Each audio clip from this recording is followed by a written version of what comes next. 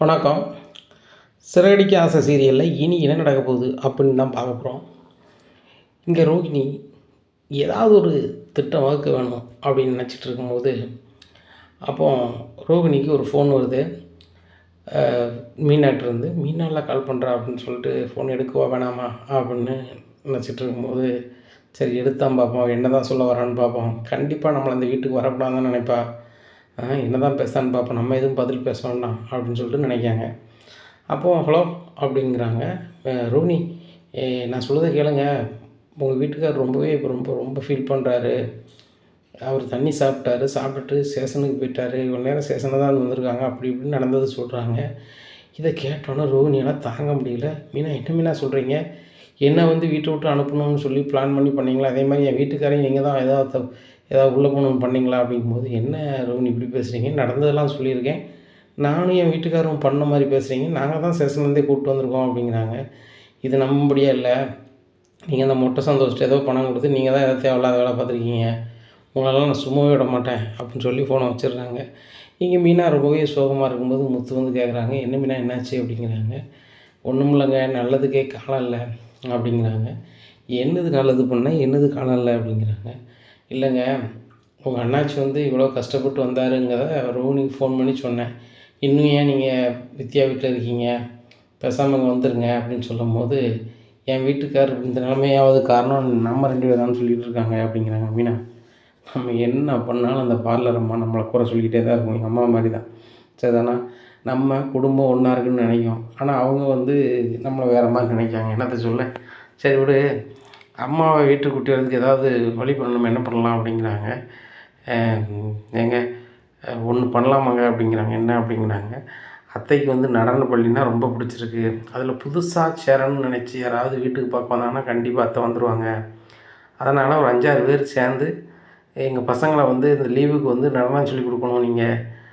நாங்கள் புதுசாக அட்மிஷன் போடணும்னு சொல்லிவிட்டு உங்கள் வீட்டில் தான் இருக்கோம்னு சொல்லி ஃபோன் பண்ணால் வந்துடுவாங்கள்ல அப்படிங்கிற மீனா. Super idea Meena. எங்கள் அம்மா பணம்னா போதும் வந்துடுவாங்க. அதுபோக நடன பள்ளி ஆடுவதுனால் ரொம்பவே சந்தோஷமாக வந்துடுவாங்க அப்படிங்கிறாங்க. அப்போ ஒரு 5 பேர் ரெடி பண்ணணுங்களா அப்படிங்கிறாங்க. ஆமாங்க, ரெடி பண்ணுவோம், நாளைக்கு ரெடி பண்ணுவோம் அப்படிங்கிறாங்க. இல்லை மீனா, இப்போ சாப்பிட்டாங்களே என்னமோ தெரில அப்படிங்கிறாங்க. ஏங்க, இப்போ தான் பார்வதி எதிர்ட்ட ஃபோன் பண்ணி கேட்டேன், அவங்க சாப்பிட்டாங்களா, நல்லாவே தூங்கிட்டுருக்காங்களா, இப்போ அவங்கள இடைஞ்சு பண்ண வேண்டாம், மணியும் 6 மணி ஆகிப்போச்சு, என்ன நாளைக்கு பார்த்துக்கலாங்க அப்படிங்கிறாங்க. மறுநாள் விடியுது. விடிஞ்சோன்னா முத்து மீனாவும் மீனாவுக்கு தெரிஞ்சவங்க பூ கட்டுறவங்க அவங்க ஃபேமிலியிலேருந்து 2-3 பேர் பார்க்காங்க. அப்போ பார்த்துட்டு, இந்த மாதிரி வந்து வீட்டில் வந்து இப்படி பேசணும் அப்படிங்கும்போது, அழகாக பேசலாம் மீனா, எங்களுக்காக நீ என்னெல்லாமோ பண்ணியிருக்க, முத்து தம்பியும் எங்கன்னா பார்த்து என்னாலும் ஏற்றி கொண்டு விடுவோம், தொட்டு வாங்காது, ஏக்கா நீங்களே கஷ்டப்படுத்தீங்க, நான் என்னால் முடிஞ்ச உதவி செய்கிறேங்கன்னு சொல்லிட்டு போவோம். 2 பேரும் அப்படி உதவி பண்ணும்போது உங்களுக்கு நான் உதவி பண்ண மாட்டோமா அப்படிங்கும்போது முத்து சொல்கிறாரு, அந்த ஃபீஸை நான் தந்துடுறேன்க்கா, நடன பள்ளிக்கு சொல்லித்தர ஃபீஸ் தந்துடுறேன், உங்கள் பசங்களும் கற்றுக்கிட்ட மாதிரி ஆகும்ல அப்படிங்கிறாங்க. தம்பி அதெல்லாம் வேண்டாம், நடன பள்ளிக்கும் அம்மா சொல்லிக் கொடுக்கட்டும், ஃபீஸ் நான் கொடுத்துருக்கோம் அப்படிங்கிறல, எங்கள் அம்மா கூட குறைய ஃபீஸ் கட்டக்கூடாதுல்ல அப்படிங்கிறாங்க. ஒன்றும் இல்லை தம்பி, நீங்கள் 2 பேரும் எங்களுக்கு பண்ணியிருக்கீங்க, நாங்கள் பண்ணுறோம் அப்படின்னு சொல்லி எல்லோரும் சொல்கிறாங்க. அதே மாதிரி எல்லாருமே விஜயா வீட்டுக்கு வந்துட்டு விஜயாவுக்கு கால் பண்ணுறாங்க. விஜயாவுக்கு நிறைய ஃபோன் வந்து மிஸ்டு கால் வந்திருக்கு. பார்வதி சொல்கிறாங்க, விஜயா அவன் ஃபோனு நசுக்கு நசுக்கு நசுக்கு நசுக்கு வந்துகிட்டே இருக்குது, ஃபோனு என்னென்னு பாரு அப்படிங்கிறாங்க. ஃபோன் எடுத்து பார்க்குறாங்க, ஆமாம் நிறைய ஃபோன் வந்திருக்கு, ரோகிணி ஒரு வேளை கால் பண்ணியிருப்பாளோ அப்படிங்கிறாங்க. அவன் நம்பரை தான் நீங்கள் சேவ் பண்ணி வச்சுருக்கீங்க, அவளாம் கால் பண்ணல, என்னென்னு பேசும்போது ஹலோ அப்படிங்கிறாங்க. மேடம் நீங்கள் வந்து மாஸ்டர் தானே, நடனம் சொல்லிக் கொடுக்குற மாஸ்டர் தானே அப்படிங்கும்போது, ஆமாம் நான் மாஸ்டர் தான், நடனம் சொல்லிக் கொடுக்குற மாஸ்டர் தான், விஜயா தான் பேசுகிறேன் அப்படிங்கிறாங்க. மாஸ்டர் உங்கள் வீட்டுக்கு தான் நாங்கள் ஒரு 5 பேர் வந்திருக்கோம், 5 பேர் பசங்களுக்கு நீங்கள் சொல்லிக் கொடுக்கணும், மாதம் என்ன ஃபீஸோ அதை தந்துடுவோம் கரெக்டாக, உங்களை பார்க்க வந்திருக்கோம் மாஸ்டர் அப்படிங்கிறாங்க. அப்படியா, என் வீட்டுக்கும் வந்திருக்கீங்களா அங்கே அப்படிங்கிறாங்க. அப்போ அங்கே வர மாட்டீங்களா மாஸ்டர்? சரி மாஸ்டர், அப்போ நாங்கள் வந்து வேறு நடன பள்ளிக்கு போகிறோம் அப்படிங்கும்போது, இல்லை நாங்கள் உடனே வரேன் அப்படின்னு சொல்லிட்டு அங்கே வந்துடுறாங்க. வந்தோடனே வாங்க அப்படிங்கிறாங்க. இங்கே முத்துட்டு பார்த்து மீனா சிரிக்கிறாங்க. சிரித்தோடனே, ஏய் காஃபிலாம் போடு அப்படிங்கிறாங்க. காஃபி போட்டு கொடுக்காங்க. எல்லோரும் முத்து மீனா சொல்லி வச்ச மாதிரி சொல்கிறாங்க, எவ்வளோ ஃபீஸ்னாலும் பரவாயில்ல மேடம், நீங்கள் சொல்லிக் கொடுங்க வைங்கும்போது, ஒவ்வொரு ஆளுக்கும் 15,000 வரும் 5 பேருக்கும் அப்படிங்கும்போது, சரி கொடுத்துடலாம் அப்படின்னு சொல்லிட்டு எல்லாருமே முதல் தவணையாக நாங்கள் 5000 தரோம்னு சொல்லிட்டு இந்த 5 பேர் கொடுத்துட்றாங்க. 25,000 கொடுத்துட்றாங்க. 25,000 கொடுத்தோன்னே பயங்கர சந்தோஷம். ரூமை பார்த்து போகிறாங்க. அந்த ரூமுக்குள்ளே அண்ணாமலை ரொம்பவே மன வருத்தத்தில் இருக்கார். விஜயாவை எப்படி வர வைக்கிறது அப்படின்னு சொல்லிட்டு, விஜயா நீனா அப்படிங்கிறாங்க. உடனே எதுவுமே பேசாமல் வீட்டில் போய் உட்காந்துருக்காங்க. என்ன விஜயா, நான் வந்து நீ கூப்பிட நினச்சி நீனே வந்துட்ட அப்படிங்கும்போது, நான் வரணும்னு வரல. என் நடன பள்ளியில் சேர்றதுக்கு ஒரு 5 சின்ன பசங்க வந்தாங்க அவங்க பெற்றோரோட. அதனால தான் வந்தேன் அப்படிங்கிறாங்க. அப்போ என் மேலலாம் உனக்கு பாசம் இல்லை. அவன் பாட்டில் அங்கே இருந்துக்க வேண்டியதான். நான் சாப்பிட்டேன், நான் சாப்பிடலையா, என்ன வரணும் உனக்கு தெரிய வேண்டாம். அவன் மனோஜ் என்னான்னா ஏதானான்னு உனக்கு அதெல்லாம் புரிய வேண்டாமா அப்படிங்கும்போது, என்னங்க ஆச்சு மனோஜுக்கு அப்படிங்கிறாங்க. என்ன ஆச்சா, பொண்டாட்டி போனான்னு சொல்லிட்டு என் தேவையில்லாமல் தண்ணி சாப்பிட்டு ஸ்டேஷன் வரைக்கும் போயிட்டு இப்படின்னு வந்திருக்குன்னு சொன்னோன்னே விஷயம் ரொம்ப ஷாக் ஆகிடுறாங்க. மனோஜ் அப்படி பண்ணால் மனோஜ் என்னங்க பண்ணுறான் அப்படிங்கிறாங்க. போய் பாரு அப்படிங்கிறாங்க. அங்கே மனோஜ் நல்லா தூங்கிட்டு கிடக்காங்க. டேய் மனோஜ், ஏன்டா தேவையில்லாத வேலை பார்த்தேன் அப்படிங்கும்போது, என்ன நினச்சின்னு எனக்கு தெரில, நான் கடைக்கு போகணும் அப்படின்னு சொல்லிட்டு புறப்பட்டாரு. டேய் மனோஜ், இப்படிலாம் பண்ணாதடா, வைக்காதடா அப்படிங்கிறாங்க. சரிம்மா அப்படிங்கிறாங்க.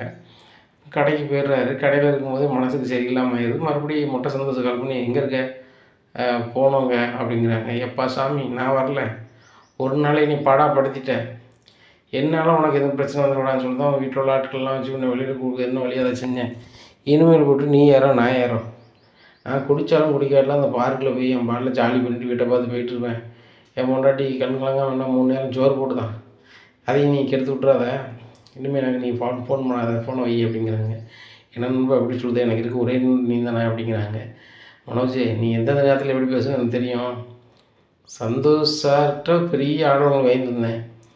ஆர்டர் வாங்கிக்கிறப்போ என்ன சொன்னேன், உனக்கு என்ன கமிஷன் உண்டோ வாங்கிக்கோன்னேன். 10 ரூபா தரலை. அது போக நீ எத்தனை வாட்டியோ நீ வந்து அவர்கிட்ட கமிஷன் வாங்கிட்ட. ஒரு பார்ட்டியை தான் வச்சுருப்பியா, ஒன்றும் கிடையாது. கேட்டால் நண்பாம்ப உங்கள் அதில் கரெக்டாக இருப்பேன். அந்த பீச் ரோட்டில் வந்து வீடு வாங்கிறதுக்கு அட்வான்ஸ் போட்டேன், அப்போ அதில் கமிஷன் தந்தியா அப்படிங்கும்போது, யோ உங்களால தான் எனக்கு வந்து அவள் 30 லட்ச ரூபா நட்டோம், நீ தான் வாங்கி தரணும் அப்படிங்கிறாங்க. ஃபோனை வையப்பா அப்படின்னு சொல்லிட்டு ஃபோனை வச்சிடுறாங்க. அந்த கதிரை வந்து நம்ம இது பண்ணால் 30 லட்ச ரூபா கிடைக்குமா என்ன அப்படின்னு சொல்லிட்டு மனோஜ் நினைக்கிறார் மனசுக்குள்ளே. அதை எப்படி மீட்கிறது, ரோஹிணிட்டு தானே அதை பொறுப்பை கொடுத்தோம், அவள் யாராவது சிட்டிகிட்டு கொடுத்தனால நேராக சிட்டியை போய் பார்ப்பேன்னு சொல்லிட்டு நேராக சிட்டிகிட்ட போகிறாங்க. சிட்டி, பணத்தை நீங்கள் தானே வாங்கி தரேன்னு சொன்னீங்க, என்கிட்ட எப்போ வாங்கி தருவீங்க, எனக்கு உடனே வேணும் அப்படிங்கிறாங்க. சார், நீங்கள் ரோஹிணியோட ஹஸ்பண்டு தான், முத்தோட அண்ணன் தான், தெரியுது, எனக்கு வந்து அந்த ஆள் கிடைச்சா தானே தர முடியும், வைக்க முடியும் அப்படிங்கும்போது, அவன் தான் சிட்டிக்குள்ளே தாண்டிகிட்டு இருக்கான், உங்களுக்கு தான் அவனை கண்டுபிடிக்க தெரியல, வைக்கல, நீங்கள் தான் எதுக்கு ஆக மாட்டீங்க, நீங்கள் எதுக்குமே உதவ மாட்டீங்க அப்படி இப்படின்னோடனே சிட்டிக்கு சரியான வந்துடுது. இங்கே பாருங்கள் மனோஜ் சார், நீங்கள் ரோஹிணியோட புருஷங்கிறனால தான் விடுதேன், வேறு யாராவது வந்து இப்படி பேசுதான் இருந்தால் வெளுத்து வாங்கியிருப்பேன். நீங்கள் முத்து அண்ணாங்கிறது கூட எனக்கு விடுறதுக்கு மனசு இல்லை, போயிட்டு வாங்க அப்படின்றாங்க. என்ன எப்படி பேசுகிற, சீக்கிரம் பணத்தை கண்டுபிடியா, உனக்கு கமிஷன் தானே, நீ புரோக்கர் தானே அப்படிங்கிறாங்க. பெயிர் தலக்கணமாக இருக்குது போ அப்படின்னு சொல்லிட்டு அங்கேருந்து ரோஹிணிக்கு கால் பண்ணுறாங்க. ரோஹிணிக்கு கால் பண்ணி, ரோஹிணி என்ன உங்கள் வீட்டுக்காரர் ஒரு மாதிரி பேசுகிறாரு அப்படிங்கும்போது, என்னாச்சு அப்படிங்கிறாங்க. பணத்தை சீக்கிரம் கண்டுபிடி, உனக்கு அதானே வேலை, உனக்கு எவ்வளோ கமிஷன் வேணும் வாங்கிக்கா, புரோக்கர் அப்படி இப்படின்னு பேசுகிறேன், ரொம்ப கடுப்பாக இருக்குது அப்படிங்கும்போது, சிட்டி எதுவும் நினைக்காதீங்க, இப்போ நான் வந்து வீட்டில் இல்லை, எங்கள் வீட்டில் கொஞ்சம் சண்டையாகிடுச்சு, என்னை பற்றி கொஞ்சம் தெரிஞ்சிருச்சு அப்படிங்கிறாங்க. அப்படியா, அதனால தான் அவர் வந்தாரா, அந்த விஷயம் தெரியாது. சரி ரோஹிணி, நீங்கள் எதுக்கு அப்படி போனீங்க, நீங்கள் பேசாமல் நான் சொல்லுது மாதிரி பண்ணுங்கள், நீங்கள் வீட்டுக்கே வந்துடலாம் அப்படிங்கிறாங்க. நான் இல்லாமல் தான் மனோஜ் இப்படி கஷ்டப்படுறாரு, நான் சீக்கிரம் வீட்டுக்கு வரணும், அதான் என்ன பண்ணி ஏது பண்ணி வர முடியும்னு எனக்கு ஒன்றும் தெரில அப்படிங்கிறாங்க. என்ன ரோஹிணி இப்படி சொல்லுதீங்க, எனக்கு தெரிஞ்ச ஒரு வக்கீல் இருக்கார், வர சொல்லுது வாங்க அப்படின்னு சொல்லி வர சொல்லுதாங்க. சிட்டி ஏதாவது சொன்னீங்களே அப்படிங்கிறாங்க. ஏதாவது சொன்னேண்ணா, வீட்டில் உள்ளவங்க மேலே அப்புறம் நீங்கள் ஒரு பெட்டிஷன் கொடுங்க மேடம், கொடுத்தா அவ்வளோ பேர் தூக்கி உள்ளே வைப்பாங்க, உள்ளே வச்சோன்னா நீங்கள் உங்கள் வீடுன்னு போயிருங்க அப்படிங்கிறாங்க. இல்லை, நான் அப்படி பண்ணோம்னா கண்டிப்பாக வந்து அந்த வீட்டில் என் மேலே ரொம்பவே கோபமாகிடுவாங்க, அது வேறு மாதிரி போகும், சரி வராது. எங்கள் ஆன்ட்டியை நான் மறுபடியும் என் கையில் கொண்டு வரணும்னா ஏதாவது பண்ணணும், அவளை இந்த வீட்டில் இருக்குங்க அவளை வெறி நான் உதவி பண்ண மாதிரி இருக்கணும், அதுக்கு ஏதாவது பண்ணணும் அப்படிங்கிறாங்க. ரோஹிணி, கவலை விடுங்க, பார்த்துக்கலாம், அது கொஞ்சம் செலவாகும் அப்படிங்கிறாங்க. சிட்டி எவ்வளோ செலவாகும் அப்படிங்கிறாங்க. அதுக்கு கிட்டத்தட்ட ஒரு 10 லட்ச ரூபா செலவாகும் அப்படிங்கிறாங்க. நான் தரேன் சிட்டி அப்படிங்கிறாங்க. 10 லட்ச ரூபா உங்கள்கிட்ட எங்கே இருக்குது அப்படிங்கிறாங்க.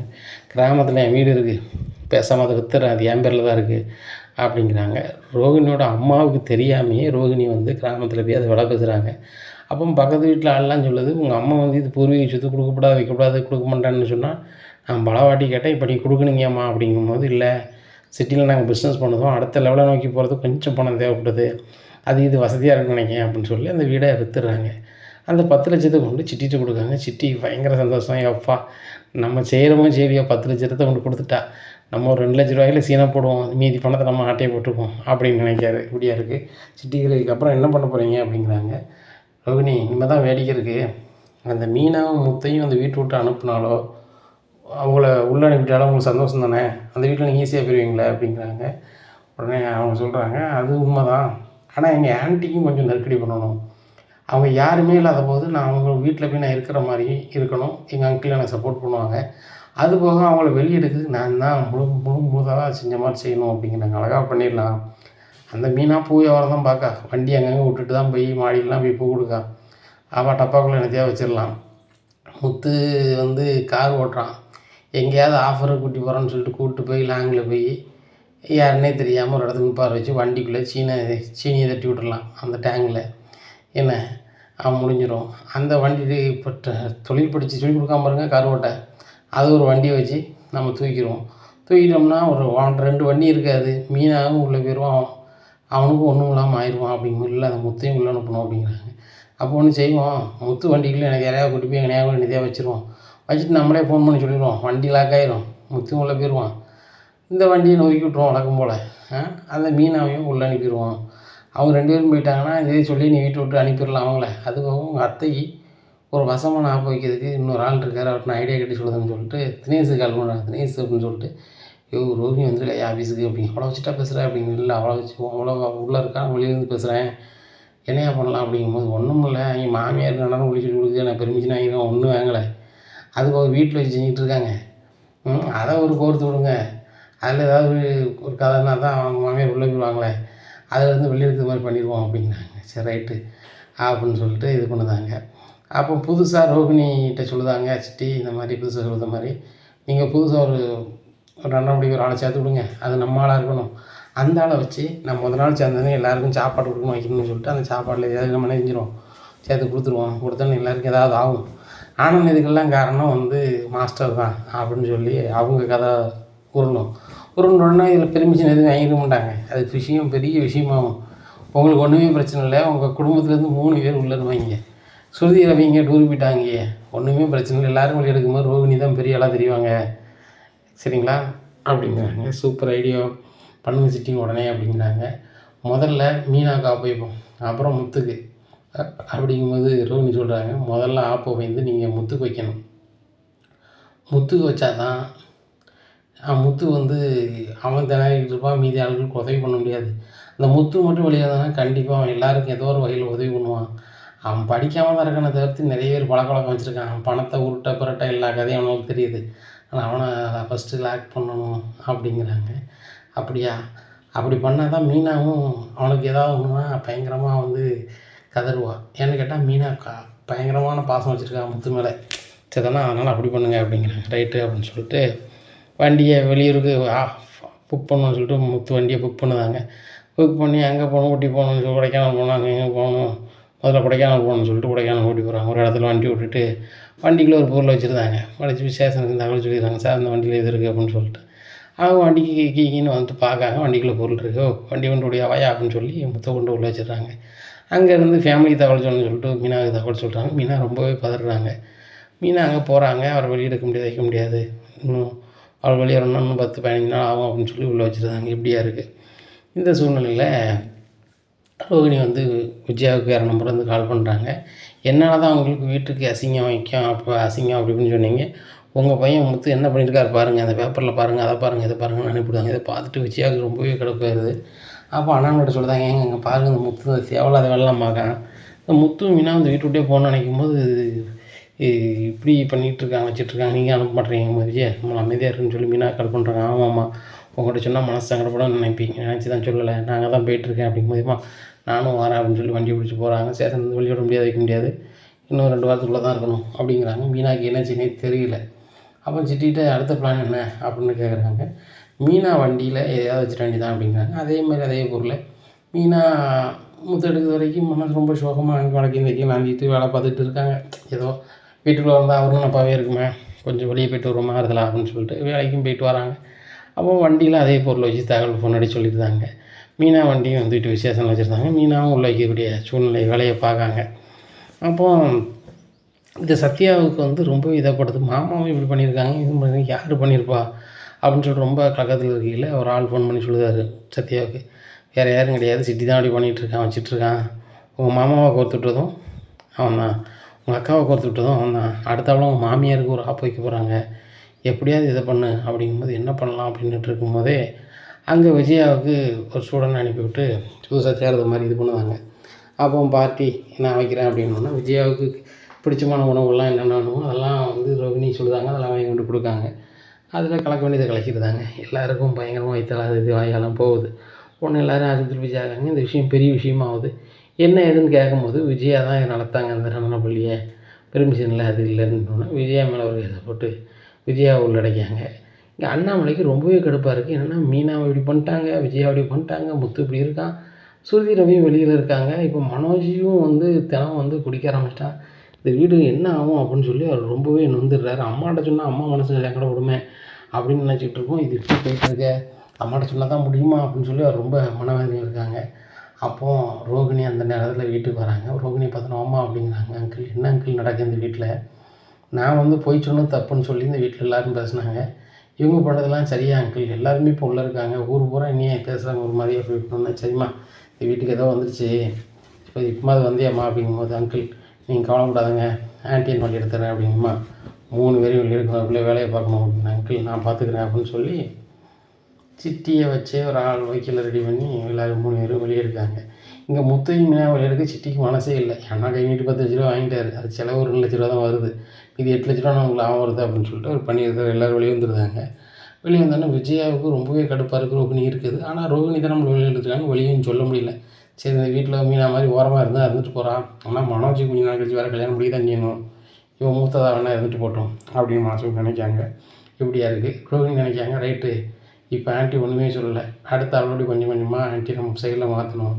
ஆன்ட்டிக்குன்னு மாதம் நம்ம ஒரு 15,000 செலவு கொடுக்க ஆரம்பிச்சிடணும், தினம் 500 கணக்கு பண்ணி அப்படின்னு நினைக்காங்க. இப்படியா இருக்குது. இந்த சூழ்நிலையில் முத்து வந்து சத்யாவை பார்க்க போகிறாரு. என்னடா நடக்குது அப்படிங்கிறாங்க. ஆமாம் நான் உங்களை வந்து உள்ளே வந்து சொன்னோம்ல, அந்த சிட்டி தான் அவ்வளோ வேலையும் பார்த்துருக்கான் அப்படிங்கும்போது, என்னடா சொல்கிற அப்படிங்கும்போது, ஆமாம்மா நீங்கள் ரொம்ப கோவப்படுறான்னு சொல்லலை, இதுக்கு மேலே நம்ம சொல்லாமல் அதொன்றும் சரி வராது. உங்கள் வீட்டில் 3 பேருக்கும் பண்ணது அவன் தான், கூட இருக்கான்னு எனக்கு சொல்லிட்டாங்க. இதை ஏதாவது ஒரு வகையில் பண்ணி இந்த சிட்டி தான் இதை பண்ணான்னு சொல்லி ஒட்டுமொத்தமாக பண்ணான்னு சொல்லி உள்ளே அனுப்பணும் அப்படிங்கும்போது, நீங்கள் எங்கெங்கே இருந்தீங்கன்னு சொல்லி அந்தந்த இடத்துலலாம் கேமராவை பார்க்காங்க. அப்போ புதுசாக ஒரு ஆள் வந்து வச்சுருக்கு. அப்போ இதை முத்து வந்து இதெல்லாம் இந்த பதிவெல்லாம் எடுத்துக்கிட்டு அந்த சம்மந்தப்பட்ட ஸ்டேஷனுக்கு போகிறாங்க. இப்போ எல்லோரும் பார்த்துட்டு, அப்போ அந்த நேரத்தில் நீ சொல்லியிருக்கலாம் தம்பி அப்படிங்குமா, அண்ணாச்சி அந்த நேரத்தில் எவ்வளோ சொன்ன நீ கேட்கல, இதை பாருங்க அப்படிங்கும்போது, அதனால இவன் அவனை தெரியுது அப்படின்னு சொல்லி அந்த அடையாளம் காட்டுறாங்க. அவனை தூக்கி கொண்டு வைக்கும்போது சிட்டி தான் அப்படி பண்ணார் வச்சார் அப்படிங்கும்போது முத்து சரியான கோந்துருது. அப்போ சத்யா சொல்கிறாரு, அம்மா அங்கே பாருங்கள் அவன் மேலே கோவப்பட்டுறாங்க, ஏற்கனவே உங்களுக்கு ஆகாது, நீங்கள் நினைக்கிற மாதிரி இல்லை, கொஞ்சம் பார்த்து செய்யுங்கன்னாக்கா இடத்துல போட்டாலும் சரி வராது, அதனால் கொஞ்சம் பொறுமையாக இருக்குமாம்மா அப்படின்னு சொல்லி எல்லா ஆதாரத்தோடும் சேர்த்துலாம் கொடுக்காங்க. சிட்டியை தூக்கிட்டு வந்து விசாரிக்கையில் ரோகிணி தான் அதை பண்ண சொன்னாங்க அப்படின்றாங்க. இதை கேட்டுட்டு முத்து மீனாவுக்கும் ஒன்றும் ஓடலை. அப்போ நடந்ததை அண்ணாமலைக்கு ஃபோன் பண்ணி சொல்லுதாங்க, ஏப்பா நாங்கள் எல்லோரும் உள்ளே போக காரணம் ரோகிணி தான் அப்படி பண்ண சொல்லியிருக்காங்க அப்படிங்கும்போது, அண்ணாமலை வந்து ரோகிணிட்ட கேட்குறேன், என்னம்மா இப்படி சிட்டி சொல்லுதானே அப்படிங்கும்போது, இல்லை அங்கிள் முத்துக்கும் அந்த சிட்டிக்கும் ஆகாது, சிட்டி வந்து என்ன கோர்த்து விட்டால் அந்த முத்துக்கு கூடுதலாக கோவம் வரும், ஏதாவது பண்ணுவார்னு சொல்லி பண்ணுதாங்க, எனக்கு அதுக்கும் சம்மந்தமே கிடையாது அங்கிள் அப்படிங்கிறாங்க. முத்து நம்ம வீட்டுக்குள்ளே எப்படி பண்ணியிருக்காது, அந்த சிட்டிக்கும் உனக்கு ஆகாதில்ல, அதனால தான் நடக்கு அப்படிங்கும்போது, சார் இன்னும் வெளியே விடாதாங்க அப்படிங்கிறாங்க. சரி தம்பி வெளியே விடலை, நீங்கள் போய்ட்டு வாங்க, எழுதி மட்டும் கொடுத்துட்டு போங்க அப்படிங்கிறாங்க. சிட்டியை ரிமாண்ட் பண்ணியிருந்தாங்க. இங்கே சிட்டி வந்து நம்ம எவ்வளவோ சொல்லி பார்க்க கேட்கல, ரோகிணி தான் அதை பண்ண சொன்னான் பணத்துக்காக, சரி ரைட்டு வெளியே வந்துக்கிட்டு அந்த ரோகிணிக்கு இருக்குது அப்படின்னு சொல்லிட்டு இது பண்ணுறாங்க. இங்கே ரோகிணிக்கு பயங்கர பயம், சிட்டியை நம்ம போட்டு கொடுத்துட்டோம், சிட்டி உள்ளே போயிட்டான், வெளியே வந்த பிறகு சிட்டி வந்து நம்மளை பற்றி எல்லா உண்மையும் சொல்லிடுவானா, இல்லை நம்மளை பற்றி தெரிஞ்சு அவனுக்கு ஃபுல்லாக தெரிஞ்சிருக்குமா நம்மளை பற்றி, அந்த தினையை சொல்லியிருக்க மாட்டானா அப்படின்னு சொல்லி அவங்களுக்குள்ள பயங்கர குழப்பம் வருது. ரைட்டு அந்த சிட்டி வெளியே வராமல் இருக்கிறதுக்கு ஏதாவது பண்ணணும் அப்படின்னு சொல்லி சிட்டி என்னெல்லாம் தப்பு பண்ணணும் அதை பூரா ஆதாரத்தை எடுத்துக்கிட்டு அவரால் வக்கீல் பிடிச்சி அவன் வெளியே வரக்கூடாது நீங்கள் பண்ணுங்கள் அப்படிங்கும்போது வெளியே ஆதாரத்தை எடுத்து எல்லாம் பண்ணி சிட்டி வெளியே வராத அளவுக்கு ரொம்ப நாள் வெளியே வராத அளவுக்கு பண்ணுதாங்க. சிட்டி ஒரு பெரிய அரசியல்வாதி தொடர்பில் இருக்கார். அவர் வந்து கையை கால ஒரு தெரிஞ்ச ஆள் வேற சொல்லி பிடிச்சி அவர் வெளியிடக்குள்ள முயற்சி பண்ணிடுறாங்க. சிட்டி நீ வெளியே வராமல் இருக்க காரணமே இந்த ரோகிணி தான் வந்து ஆளை வச்சு நீ வெளியே வரக்கூடாதுன்னு சொல்லிட்டு வேலை பார்க்க அப்படிங்க. ஓ அந்த ரோகிணி நான் வெளியே வரக்கூடாது, நான் வெளியே வந்தால் அவளுக்கு பிரச்சனைன்னு நினச்சி நீ வெளியே வரக்கூடாதுன்னு நினைக்கலாம், அவளை என்ன பண்ணதும் பாரு, அவள் வாழ்க்கையை நான் முடிச்சு விடுதேன் அப்படிங்கிறாங்க. ஆனால் அந்த வீட்டில் தான் முத்து இருக்கான், வேறு அது மாதிரி போயிடக்கூடாது அப்படிங்க. முத்துலாம் ஒன்றும் பண்ண முடியாதா, பண்ண போகிறது நான் கிடையாது அப்படிங்கிறாங்கண்ணே. பழைய மாதிரி சொதப்பிடக்கூடாது, வசமாக பண்ணணும்னே. அது போக நம்ம ஆஃபீஸ் உள்ள கதை எப்படின்னு வெளியே போகுது அப்படிங்கிறாங்க. டேய் எனக்கு அதுவும் டவுட்டு தான். சத்யாவுக்கு யாரோ வந்து உதவி பண்ண மாதிரி தெரியுது நம்ம கூட்டத்தில். அது யாருன்னு தெரியணும் அப்படிங்கிறாங்க.